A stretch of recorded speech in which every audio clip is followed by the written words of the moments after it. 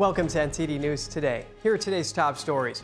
U.S. and Israeli forces actively targeting Iranian missile launchers. The latest updates from the expanding war in the Middle East. The U.S. shut its embassies in Saudi Arabia and Kuwait after drone attacks. As Iran retaliates across the Middle East, the State Department urges Americans to leave the region. President Trump says it's too late for talks with Iran, and the president says the U.S. has a virtually unlimited supply of weapons as U.S. operations against Iran continue. Homeland Security Secretary Noem testifies before the Senate Judiciary Committee. Noem's testimony comes as congressional Democrats demand that DHS overhaul its immigration enforcement tactics. The first major primary elections of the season are underway. Today, voters in Texas and North Carolina pick their nominees for the 2026 midterms.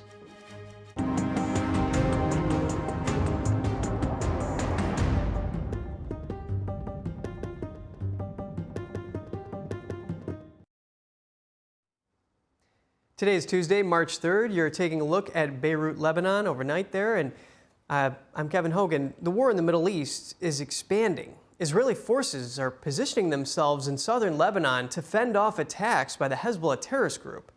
The Israeli Defense Forces call this an enhanced forward defense posture, not a ground maneuver into Lebanon.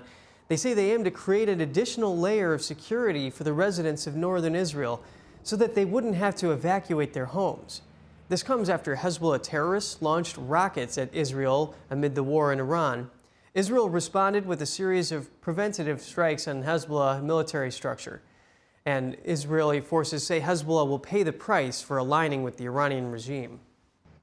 And Israel is also actively targeting the Iranian regime's missile launchers, defense systems, and live fire arrays with 60 strikes flights. It says it destroyed the Iranian regime's leadership compound in Tehran overnight. The U.S. military also hunting down Iranian missile launchers. U.S. Central Command says the regime uses these launchers to fire indiscriminately across the Middle East. The U.S. military says it is taking down the threats without apology or hesitation. And while operations on Iran are underway, Israeli Prime Minister Benjamin Netanyahu visiting an Air Force base in central Israel today. We continue to strike Iran with force. Our pilots are over the skies of Iran and Tehran and also over the skies of Lebanon. Hezbollah made a very big mistake when it attacked us. We have already responded with force, and we will respond with even greater force. The Prime Minister is providing an update on the fourth day of Operation Roaring Lion, or what the U.S. calls Operation Epic Fury. Netanyahu tells the Lebanese government and people to protect themselves against Hezbollah, saying Israel will continue to do what is necessary to protect itself. Israel also warning residents of more than 80 villages in southern Lebanon to evacuate. This comes as the Hezbollah terrorist group says it was ready for an open war with Israel. Netanyahu is appearing alongside Israel's defense minister and chief of staff at the Air Force Base. The U.S. is closing its embassies in Saudi Arabia and Kuwait today.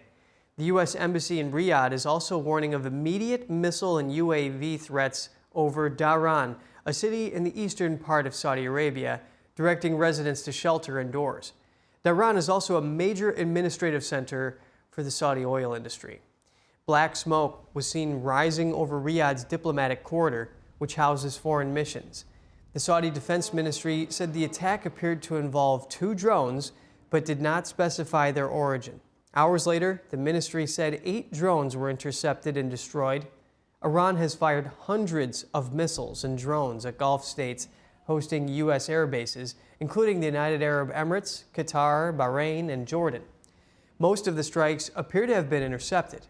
A drone also reportedly struck the U.S. Embassy compound in Kuwait yesterday. The embassy said today it would close until further notice, citing regional tensions. As Iran strikes countries in the Middle East, Secretary of State Marco Rubio is addressing Americans currently in the region. Rubio posting a video last night advising U.S. citizens to leave more than a dozen countries. Here's that story. At the Department of State, our #1 priority is the safety and the security of American citizens everywhere in the world. The State Department is warning Americans to leave the Middle East immediately. With what's going on in the Middle East with Operation Epic Fury and the cowardly attacks that we're seeing from Iran against Gulf countries, I wanted to take this chance to speak directly to Americans who are in the Middle East. The department saying it has ordered the departure of non-emergency U.S. government personnel and family members from Qatar, Kuwait, Bahrain, Iraq, Jordan, and the UAE, citing serious safety risks. The department is also urging all Americans to leave those countries as well as Iran, Egypt, Israel, the West Bank, Lebanon, Oman, Saudi Arabia, Syria, and Yemen. The U.S. Embassy in Jordan issued a statement Monday saying all U.S. staff have temporarily departed the embassy compound in Amman due to a threat. The U.S. diplomatic mission did not disclose additional details, but the announcement comes not long after Iran-backed Iraqi terrorist group Kataib Hezbollah threatened to attack American military bases in Jordan. The State Department activated a 24/7 task force, surging personnel and resources necessary to help provide American citizens with up-to-the-minute safety and security information. Speaking after a congressional briefing yesterday, Rubio said the U.S. was going to strike Iran harder in the coming days. I'm not going to give away the details of our tactical efforts, but the hardest hits are yet to come from the U.S. military. The next phase will be even more punishing on Iran than it is right now. Rubio clarifying the U.S. objective is not regime change in Iran, but it is something they would like to see happen. The objectives of this operation are to destroy their ballistic missile capability and make sure they can't rebuild it, and make sure that they can't hide behind that to have a nuclear program. That's the objective of the mission. That said, abundantly clear, we would love for there to be an Iran that's not governed by radical Shia clerics. Pressed on how long the U.S. military would remain focused on Iran, Rubio said, as long as it takes. Meanwhile, Rubio said the Trump administration will take action to mitigate rising energy prices as the price of oil spikes.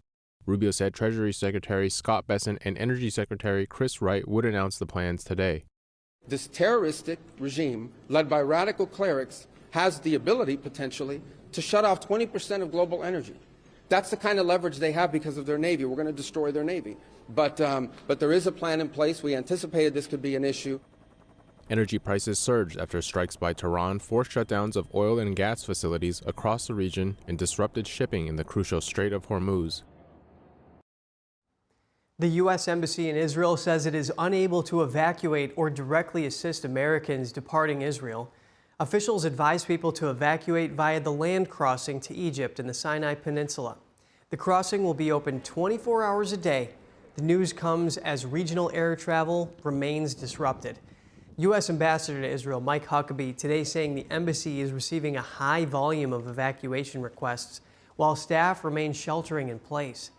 Huckabee says there are very limited options, adding that it's unclear when Ben Gurion Airport in Tel Aviv will reopen. Oil and natural gas prices keep climbing as the war with Iran continues for a fourth day. Brent oil futures jumped 6%, and the U.S. benchmark is up the same amount. And drivers are seeing the biggest one-day jump in gas prices since Hurricane Katrina in 2005, the price jumping 11 cents overnight. The average price is now $3.11 a gallon. The spike follows the closure of the Strait of Hormuz, a key global oil route. The conflict also hitting global markets, with all three major U.S. stock indexes down in pre-market trading today. The Dow Jones Industrial Average falling over 1,200 points this morning, a 2.5% drop. If it holds, it would be the index's first 1,000-point decline since last April. U.S. stocks also opened with sharp losses yesterday, but markets later recovered. President Trump says Israeli Prime Minister Benjamin Netanyahu did not force him to launch the U.S. military operation in Iran. He says he may have forced Israel's hand instead, adding that he believes Iran was going to attack first. Trump made the remarks ahead of a bilateral meeting with German Chancellor Friedrich Merz. Here's a clip of the president's comments. Take a listen. We'll obviously be talking a little bit about Iran today, and he's been helping us out. You've been very nice, actually. And that is coming along, as you see, very well. They have no Navy. It's been knocked out. They have no Air Force. It's been knocked out. They have no air detection. That's been knocked out. Their radar has been knocked out. And just about everything's been knocked out. So we'll see how we do, but we're doing very well. We have a great military, and they're doing a fantastic job. So we'll be talking about that. and we're talking about some very big trade deals, and those I know will work out too. So we are on the same page in terms of getting this terrible regime in Tehran away, and we will talk about the day after, what will happen then if they are out. We have to talk about our trade agreement, which I would like to be in place as soon as possible. And we have to talk about Ukraine. There are too many bad guys in this world, actually, and this is an issue we have to talk about because we all want to see this war coming to an end as soon as possible. But Ukraine has to preserve its territory and their security interests, and, well, we will talk about that. Did Israel force your hand to launch these strikes against Iran? Did Netanyahu pull the United States into this war? No, I might have forced their hand. You see, we were having negotiations with these lunatics, and it was my opinion that they were going to attack first. They were going to attack. If we didn't do it, they were going to attack first. I felt strongly about that. And we have great negotiators, great people, people that do this very successfully and have done it all their lives very successful. And based on the way the negotiation was going, I think they were going to attack first. And I didn't want that to happen. So if anything, I might have forced Israel's hand. But Israel was ready and we were ready, and we've had a very, very powerful impact because virtually everything they have has been knocked out now. Their missile count is going way down. Amazingly, they're hitting countries that were, you know, let's call them neutral, right? They lived together for a long time. I think they were surprised. I was surprised. I think and now those countries are all fighting against them and fighting strongly against them. Someday they'll write a story and they'll say why they did that, but they hit countries that had nothing to do with what's going on. They were sort of leaving everything alone. All of a sudden they had missiles shot in, which shows you the level of evil that we're dealing with. They'll hit people that were actually at least somewhat friendly, and they had no problems with it. Also hitting only civilian places, hotels and apartment buildings, and we're hitting them where it is much more appropriate. We're hitting them very hard. And the big scale hitting goes now. They no longer have air protection. They no longer have any detection facilities at all left. And so they're gonna be in for a lot of hurt. These are bad people. These are people that killed. I guess it's 35,000. It's coming out 35,000 over the last 3 weeks. What's the worst case scenario that you have planned for in Iran? Well, I don't know if there's a worst case. We have them very much beaten militarily from the military standpoint. They're still lobbing some missiles. At some point, they won't even be able to do that because we're hitting all of their carriers. We're hitting all of their missile stock. You know, they built up all these missiles over the last few years. They had a lot of them. They've shot a lot of them, and we're knocking out a lot. I guess the worst case would be we do this, and then somebody takes over who's as bad as the previous person, right? That could happen. We don't want that to happen. That would probably be the worst. You go through this, and then in 5 years you realize you put somebody in who was no better. So I'd like to see somebody in there that's going to bring it back for the people. And we'll see what happens with the people. You know, they have their chance. And we've said, don't do it yet. If you're going to go out and protest, don't do it yet. It's very dangerous out there. A lot of bombs are being dropped. But I would say that would be about the worst. Mr. President, Crown Prince Reza Pahlavi, is he an option at all in Iran? I guess he is. Some people like him, and we haven't been thinking about too much about that. It would seem to me that somebody from within maybe would be more appropriate. I've said that. He looks like a very nice person, but it would seem to me that somebody that's there, that's currently popular, if there's such a person. But we have people like that. We have people that were more moderate.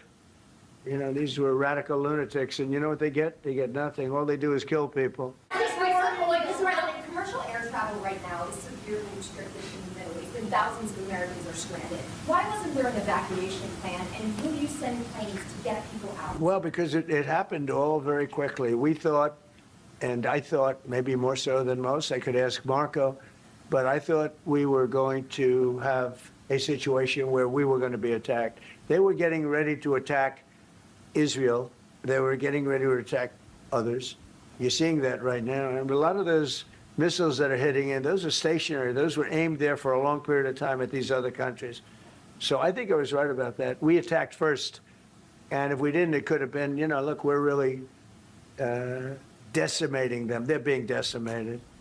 And if we didn't, and by the way, we have massive amounts of ammunition. We have the high end. A lot of it was given away stupidly by Biden, very stupidly, for free. And I'm all for Ukraine, but they gave away a lot. As you know, when I give away ammunition, everybody pays for it. The European Union's paying for it. Then they can do what they want with it, but they are giving it, let's say, to Ukraine, and it's okay. The president also commenting on the rising oil prices. Watch. I have never had more compliments on something I did. People felt it's something that had to be done. So if we have a little high oil prices for a little while, but as soon as this ends, those prices are going to drop, I believe, lower than even before. Trump also said he has instructed Treasury Secretary Scott Bessent to sever trade relations with Spain. He said the move came after Spanish leaders blocked the use of their military bases for U.S. forces. He added that the U.S. could use the bases if it chose to, but he told them, quote, "We don't want to." In the same meeting with the German Chancellor, Trump called the Iranian regime's ideology evil. He said Iran had retaliated against neighboring countries not involved in the conflict. A Georgia father has been convicted of second-degree murder and involuntary manslaughter after his son allegedly shot and killed 2 students and 2 teachers at a Georgia high school in 2024. A jury found him guilty for giving his teenage son the gun he allegedly used in the shooting. Prosecutors had alleged that Colin Gray gave his son Colt access to a gun and ammunition. And even though he was aware of the 14-year-old's mental health issues, Gray testified in his own defense, claiming that he never believed his son would commit a school shooting. Gray isn't the first parent to be convicted for the actions of their child. In 2024, jurors convicted 2 parents of manslaughter after their teenage son killed 4 students at his high school in Michigan. A jury found that the parents gave their son a gun and ignored warning signs leading up to the 2021 shooting. Colt Gray has pleaded not guilty. The judge in his case has set a hearing for this month. And voters in 2 southern states are headed to the polls today as North Carolina and Texas hold the first major primary races of this election season. NTD's Melina Wisecup joins us to break down what to watch for. The top race to watch tonight will be for a Texas Senate seat. There are competitive races on both sides of the aisle, but for the Republicans, it will be even closer. You have 4-term incumbent Senator John Cornyn up against Texas Attorney General Ken Paxton. They're both vying for the Republican nomination. President Trump has said good things about both candidates, but endorsed neither. Right now, polls show Paxton is leading. They have advantages, huge financial advantages, and their thought is the people of Texas won't really have a choice. We will go out and tell everybody that John Cornyn loves Donald Trump, which he does not. And on the other side of the aisle, you have Democrats once again pushing to win a Senate seat in Texas. We have Congresswoman Jasmine Crockett up against State Representative James Tallarico. If you have voted for Democrats, but you're tired of Democratic politicians always folding, you've got a place in this campaign. But whoever wins the Democrat primary will still face an uphill battle because no Texas Democrat has won a statewide election since 1994. There are also a few House races to keep an eye on, notably where Democrats might be more vulnerable after redistricting. One example is Texas's 34th district. You have one Trump-endorsed candidate, Eric Flores, competing against former Congresswoman Myra Flores for the Republican nomination. They're vying for a chance to unseat Democrat Vincent Gonzalez. As for North Carolina, the big race to watch in this state is in District 1. 5 Republican candidates are competing to take on Democrat Don Davis. He already had a tight win 2 years ago in a Trump-won district. Though Don Davis is uncontested on the Democrat side, Republicans have made this race more competitive through redistricting. Polls close at 7:30 in North Carolina, closing at 8 and 9 p.m. in Texas. Reporting from Washington, D.C., Melina Wisecup, NTD News. Secretary of Homeland Security Kristi Noem is testifying before the Senate Judiciary Committee. During the hearing, Ranking Member Dick Durbin criticized the department's immigration enforcement efforts. You and your agency rushed to brand these victims as, quote, domestic terrorists. We have ample video evidence and eyewitness testimony proving you are wrong. Your statements cause immeasurable pain to these families. Let me give you an opportunity to do the right thing. Do you retract these statements identifying these individuals as domestic terrorists? You know, Senator Durbin, when we have these situations happen, we always offer our condolences to those families, and I offer mine as well. These are tragic situations, and I can't imagine what these families go through in losing a loved one. What I will say is we always work to provide the American people with as much information as possible, that we're relying on reports from the ground and from agents that are there, and working to be transparent, and we'll continue to do all that we can to provide the accurate information and the facts to people as we can. Durbin pushed for what he called a humane way to deal with immigration enforcement. Tennessee Senator Marsha Blackburn responded to his comments, criticizing the Biden administration's immigration policies. To me, there is nothing sensible and humane about allowing millions of people to violate the rule of law in the United States. And I yield to you for a response. Yes, well, thank you, Senator. When you look at the Biden immigration policies, I think Senator Durbin is ignoring the consequences of illegal immigration. Over 30% of the young girls that crossed that border during that invasion were raped and brutally harmed by people along the way. There's nobody that crossed that border, came in from Mexico, that didn't have to pay a cartel member to get into this country. Those cartels have been enriched and made sophisticated and professionalized by the money that Joe Biden facilitated putting into their pockets by allowing that invasion to happen and funneling people into the cartel's hands.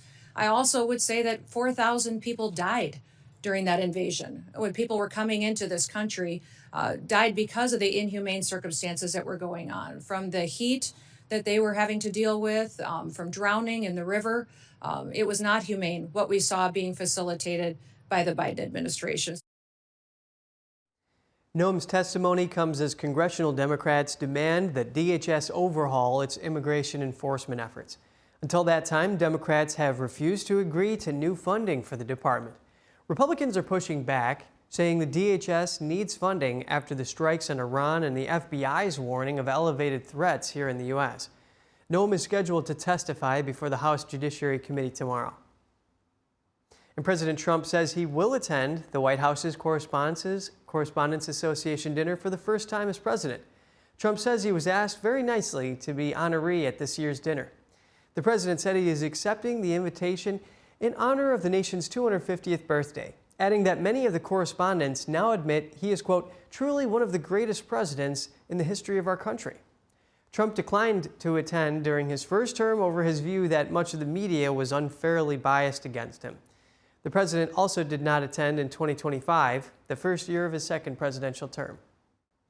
Fighting in the Middle East is ongoing as we are in day 4 of Operation Epic Fury. Iran and its terror proxy Hezbollah putting much of the entire region in the line of fire. Breaking down the latest is NTD's Washington correspondent Jack Bradley. Jack, how's the U.S. responding to this? Well, Kevin, we have President Trump coming out in his meeting with the German Chancellor there, saying that reports of today, while Iran was picking its successor for the now killed Iranian leader Ayatollah Ali Khamenei, Israel struck the building that they were choosing the successor in. So this just goes to show the strength of U.S. and Israeli intelligence. Meanwhile, a couple of Iranian drones hitting the U.S. Embassy in Saudi Arabia, and thankfully no one was hurt as the embassy was empty before the drone strike. And now the State Department is warning of imminent attacks on Dhahran in Saudi Arabia. The U.S. Embassy in Dhahran putting out this statement today. They say there is a threat of imminent missile and UAV attacks over Dhahran. So do not come to the U.S. consulate. Take cover immediately in your residence on the lowest available floor and away from windows. Do not go outside. Now, overnight, new departure orders issued by the State Department for 14 embassies across the region. They say to leave by any means available due to the emerging threats there. The U.S. Embassy in Jerusalem now says that it's unable to evacuate American citizens from Israel. And there's no U.S. government-sponsored evacuation flights as of now, and citizens are relying mostly on commercial means, but most airports remain shut down. And many of the Gulf countries at this time have been taking ballistic missile and drone strikes from Iran. Now, there are reports of these Gulf countries getting ready to launch a counterstrike against Iran. So far, it's been defensive, shooting down those missile and drones. That's because Iran, they've been firing at hotels, airports, and residences in the UAE, Bahrain, Qatar, and even Lebanon, where the Hezbollah terrorists reside. There's many more countries throughout the region that are taking hits from Iran. The UAE already coming out saying that they have enough munitions to combat and strike attacks on Iran. Now, Trump has been building relationships with these countries' leaders over the past year. These relationships may now be strengthened even more so going forward with a common enemy, Iran. President Trump posting on Truth Social late last night saying, quote, "Their air defense, Air Force, Navy, and leadership is gone. They want to talk. I said too late."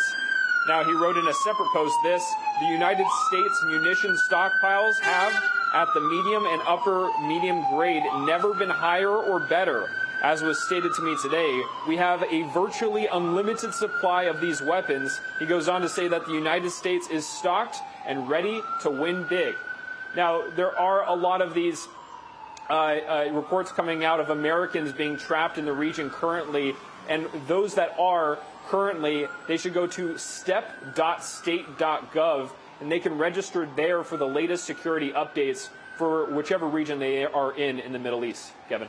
Yeah, thanks for that, Jack. And we just spoke to a former Navy SEAL officer who says that Iran is just launching this act of desperation, striking, like you said, these hotels, civilian infrastructure, and other countries in the Gulf states around. But now, Jack, how is Congress responding to this? Right, so a fight in Congress is coming right now. We have Congressman Thomas Massey and Ro Khanna who say that they want to force a war powers resolution to the floor this week. If passed, that would limit President Trump's authority to conduct these strikes. But those against that say that the president is following the law. Take a look. Clearly, this is a war of choice, not a war of necessity. The idea that we would move a War Powers Act vote right now, I mean, it will be forced to the floor. But the idea that we would take the ability of our commander-in-chief, the president, take his authority away right now to finish this job is a frightening prospect to me. It's dangerous, and I am certainly hopeful, and I believe we do have the votes to put it down. Now, that war powers resolution is unclear if it will have enough votes to make it through, like the speaker said, and may be shut down. Kevin. Very comprehensive update from you, Jack. Thank you. Now let's get a big picture overview of the conflict between the U.S. and Iran and learn about some potential outcomes from Michael Pregent, a Middle East expert and former intelligence officer. Michael, it's good to have you here. Can the attack on Iran knocking out the regime's leadership lead to democracy and freedom in Iran? Well, as a former military guy, I can't do hope, right? I can't hope that that's the outcome. We have to look at indicators on the ground. What we do know is that the regime its leadership has been degraded. So they will find ways to replace people, but as they're replaced, they are attacked by Israeli airstrikes with a combination of U.S. and Israeli intelligence. What we need to do is keep the regime from being able to take back control of the cities and allow the people in Iran the time and space to change their government. This needs to have an Iranian face, but they have been asking us to provide air cover and to target the regime, and that's what the United States and Israel is doing. Yes, and Michael, 49, that's how many Iranian leaders have been taken out just in the first round. There may have been other rounds subsequently thereafter. So what would that look like? President Trump is saying they might not even know anyone who's at the end of that list when that time comes. Right, so it's key that those targets were taken out in the daytime, right? On day one of the operation. They were in a relaxed mode. They thought because the sun rose, that meant there would not be a strike window from the U.S. or Israel. So they kind of relaxed their security posture. in that, intel assets on the ground were able to confirm that meetings were taking place, and there were 3 simultaneous strikes that took out top leadership across the board, from the supreme leader to his councils and to the IRGC leadership. What's happened since then is the replacements have been targeted. There are intel assets on the ground that are able to identify moving target indicators and targets of opportunity, and that's what we're seeing now. As this continues to go, it's going to be harder and harder to target these individuals because they will take their uniforms off. They will go to civilian clothes. They will go to try to blend into the population. Their cells will start using mosques and schools to operate from. And we're starting to see a video and photos of that actually taking place, where IRGC members are holding key meetings in schools or mosques. And that is always an issue, because if the U.S. hits it or Israel hits it, then it becomes this media campaign against the Operation Epic Fury. Thank you for dissecting that. And everyone's hoping for the best. You mentioned hope. Now, there have even been what have been described as potential sleeper cell terrorist attacks in Austin, for example. Is there a realistic risk of future terrorist attacks being provoked against the U.S. as a result of the Iran conflict, and how can that be mitigated? Okay, so you have to look at what happened over the last 2 years in this country, or actually the last 3 or 4 years in the United States. We've allowed a lot of people in, and as a former counterinsurgency intel officer, all I need to do is find 10 people that are willing to conduct attacks. So if I was a terrorist leader, I would basically find a 10-man cell somewhere to be able to conduct a October 7th style attack on people just going about their day. We also have the lone wolf, right? This guy in Austin is a lone wolf. He's not tied to Tehran. They didn't reach out to him and say, go kill people, but he decided to embrace it as champion this cause to get revenge for the Supreme Leader's death. That is likely to continue. But I'm very worried about these 10-man cells all across the country, and they don't have to be tied directly to Iran. They just need to see a window of opportunity. And these would be Sunni cells. These could be cells tied to Lebanese Hezbollah, to Al-Qaeda, to ISIS. So that is a real threat. And so local law enforcement and our intelligence community need to be talking to each other. The FBI needs to be working with local law enforcement and the IC, but we know we don't have the people to be able to do all of this. So even the private sector could help identifying some of these cells, but law enforcement has to actually go after them. But I'm very concerned about that. Very interesting, Michael. Yes, keep a close eye. Now, President Trump says that he will still visit China soon. Now, China, authoritarian regimes stick together like birds of a feather. They're backing Iran and supporting it in all this and verbalizing that. Now, how could U.S. strikes on Iran affect this potential meeting between President Trump and Chinese regime leader Xi Jinping? I think there are several elements, right? We've seen Chinese air defense assets fail against the United States and fail against Israel. So China knows that their equipment isn't up to par in actually dealing with a U.S. airstrike or an Israeli airstrike. China exports these military systems, and most countries buy 3 of them to make sure one of them works. They cannibalize the other 2 to make one work. We also know that this is having a huge economic strain on China, with the Strait of Hormuz being clogged up right now as these oil companies try to get the insurance, the war risk insurance, to make sure they can continue to navigate. But we see China not really helping Iran militarily. Iran's turning out to be a bad return on investment. China has not been able to sustain this $480 billion economy with the amount of money that they poured in since the JCPOA, the Iran deal, the Joint Comprehensive Plan of Action was put in place. So there are a lot of things. Trump will go with the upper hand when he goes to visit China. The United States is demonstrating, sending a message to Russia and China that this is what our military can do. Supply chains, everybody talks about that. The capitalist society find a way. If there's a need, there'll be a supply. And I'm not worried about munitions running out because defense contractors are already ready to backfill in any shortages anywhere. Makes perfect sense. Deterrence, deterrence, deterrence.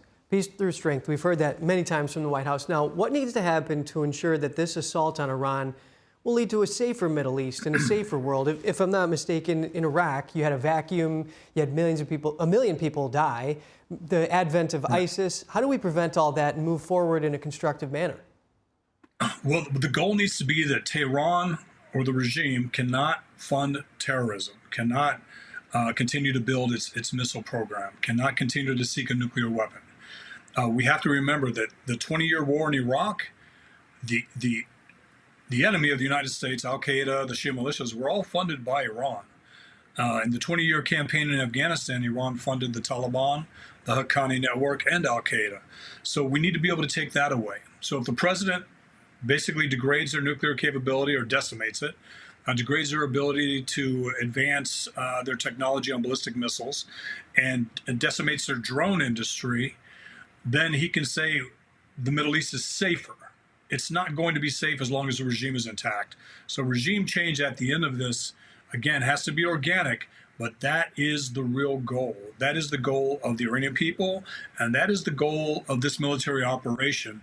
We just won't make the mistakes we made in Iraq. We will not say that the people on this chart, right, they're underlings. We cannot say that you guys are all disqualified from Iran's future like we did with the Ba'ath Party in Iraq. Anybody tied to Saddam, whether it was a doctor, teacher, technocrat, was excluded from polite society and not allowed to be in the economy. We learned from that. You cannot push these people into the insurgency because they're really qualified to be very effective. So we have to get them to defect. We have to get them to pledge that they're going to work with the United States and our Gulf allies and drop the debt to Israel, drop the debt to America stuff, and be a prosperous economy. Look where you're located. Look at what you are able to export. Look what you're able to control. If you're a peaceful country, there's going to be a lot of benefits to that. But we have to let this be organic. It has to be the Iranian people that change the regime. We can provide the military capabilities to make sure the regime cannot mass and go after protests in certain towns. All of our targets right now are targets of opportunity. We are watching for military movements. We are watching for launchers. We are watching for drone setups. All of these things take about 30 minutes to an hour to get set up, but it takes a couple hours to move. So we're looking at all of that. If we can degrade the regime's ability to crush their population, like they did during the last 2 months, then the people will have a chance to do something. But we need to see something from the people on the ground once these airstrikes start dwindling. Yes, very good conversation. While we still have you on the line, Michael, let's talk big picture. We've seen the Iran hostage crisis. You know, Trump talks about 47 years of oppression and violence from the Iranian regime, the shadow war that just went on for so long. And then you had October 7th, the systematic degrading of first Hamas and then later Hezbollah, and then now the Gulf countries being indiscriminately attacked by Iran, them now turning their opinions and sights against Iran, and then, of course, the U.S. bombardment. So what's the future of Iran with all those things collapsing at the same time? Meanwhile, the Iranian people being victims of the regime and wanting change possibly in their own way. Not to mention all of the media operations, Israel taking out, Hezbollah-linked news organizations, and those are all the things that we know about. We don't know what else the CIA and other Mossad and everything else the United States is doing behind the scenes to put further pressure. Right. Well, the Hamas playbook is not going to work here with Iran. We've already seen disinformation on attacks, killing innocents, school children, things like that. That was a failed rocket. That was a failed surface-to-air missile that hit that school. So the Hamas playbook is not going to work. So what do I see right now? Iran is desperate, but I think they're more focused. They're focused on energy infrastructure, attacking our Sunni regional allies so that they put pressure on the Trump administration to allow dialogue, to allow some sort of pause in these operations. And when the airstrikes do stop, it doesn't mean we're not still in the sky looking for targets of opportunity.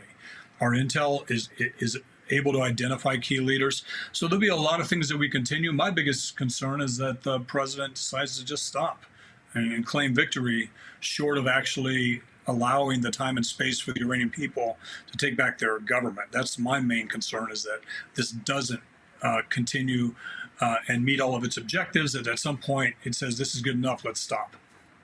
Very valuable insight. And good enough is not going to work. Understood. Yes, Michael Pregent, thank you for coming on. Thanks for having me.